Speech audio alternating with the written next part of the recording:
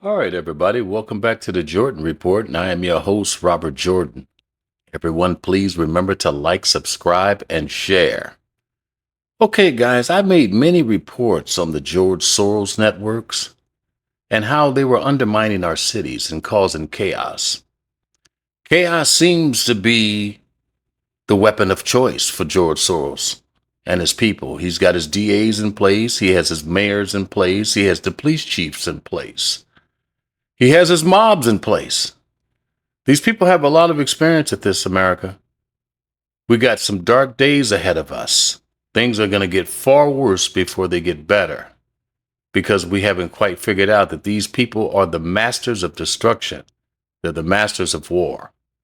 And they're getting ready to show us their where very, very soon. Everything is about to be unleashed. They got everything in place, and things are about to get very, very bad.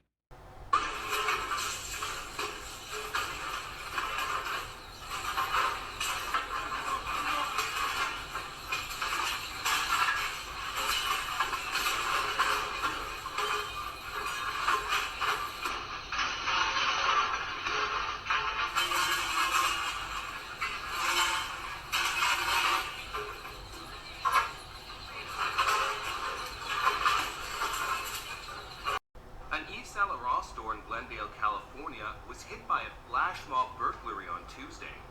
According to Glendale police, at least 30 suspects stole clothing and other merchandise with an estimated value of about $300,000.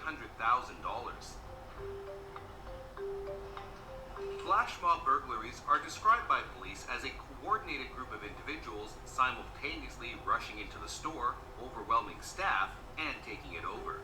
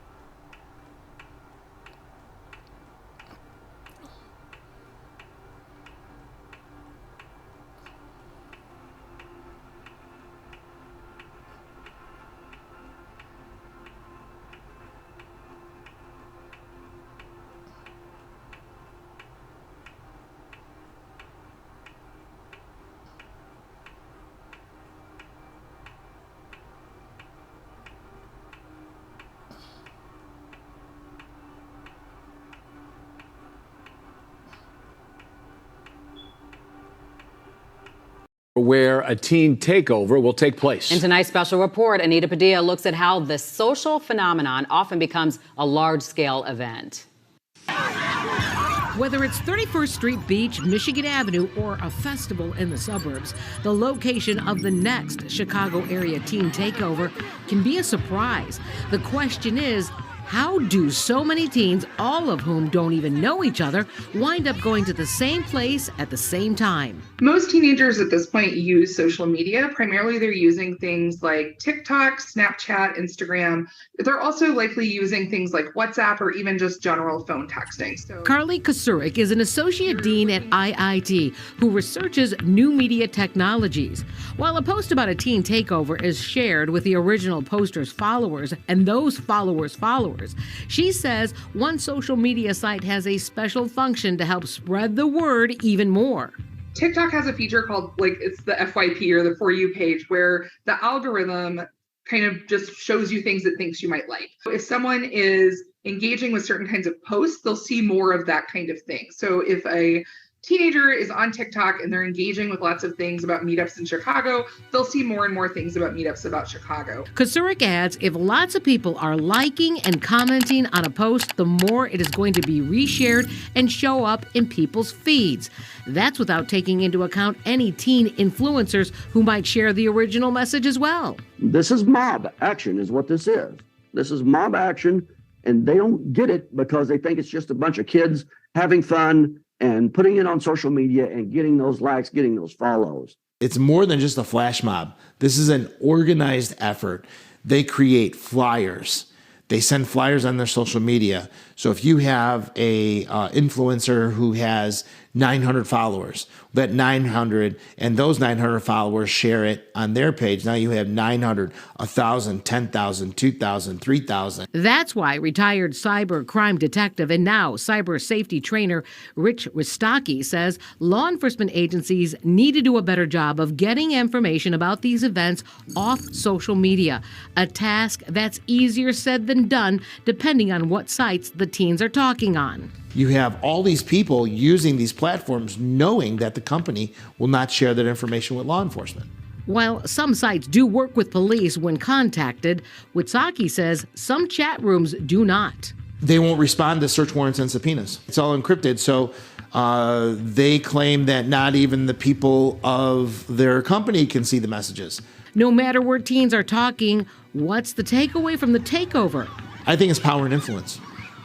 I think you see a lot of them thinking that, from the riots, how much power they had, and the police just sat by and watched. All right, everybody, let's talk about what's going on in these cities. These are very deceptive times, people. There's a reason why I focus on George Soros and his networks. There are many Jewish networks operating in the country. That's how they took over the country.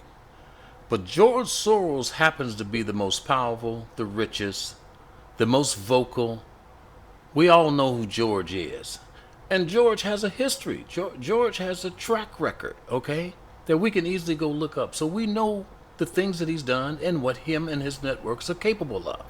This is why a lot of this is so predictable to me, because I spent a lot of time on George Soros and his networks. So when you look at what's going on in these other cities and you see the social media mobs, it's coordinated, people. And so we may not be looking at what we think we're looking at. They could be setting the groundwork for something bigger. And this is why I say this, people.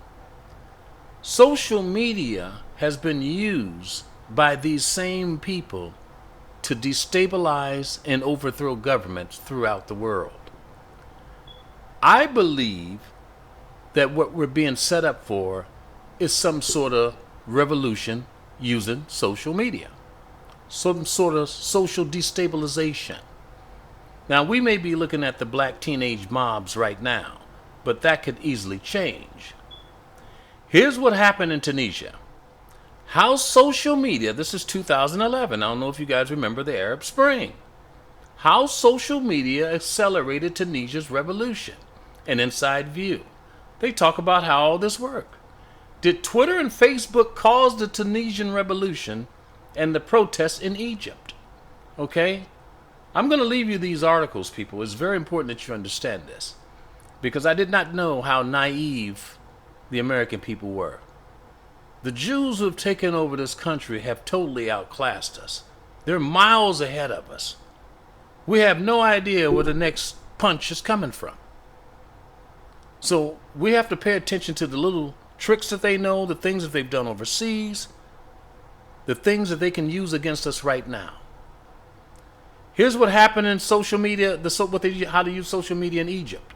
Same thing, 2011. This was the Arab Spring. The Egyptian revolution began on Facebook with a call to protest in Cairo's Tahrir Square. Does that sound familiar? Protesters used Twitter to maneuver around police and reach the area.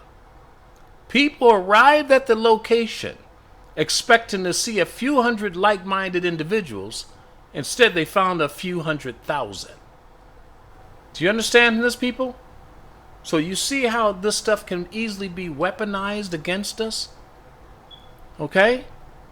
Here's the role of social media in the Arab uprising. I'll leave you all these articles, people, and it'll explain to you what it is that you're looking at and how this can potentially be very dangerous to this country. America, I have to say this as I close. If you can leave this country, the best thing to do is to leave right now. If you have a place to go and a means to take care of yourself anywhere else, that's what I would do. Because things over these next few years are going to get very bad. We've allowed very bad people to take control of this country. And they've been in control for 3 years now. and they've had absolutely no opposition. And as we can see, their history is written in blood. There's nothing good that can come from this. So if you have the ability to leave, that would be my advice.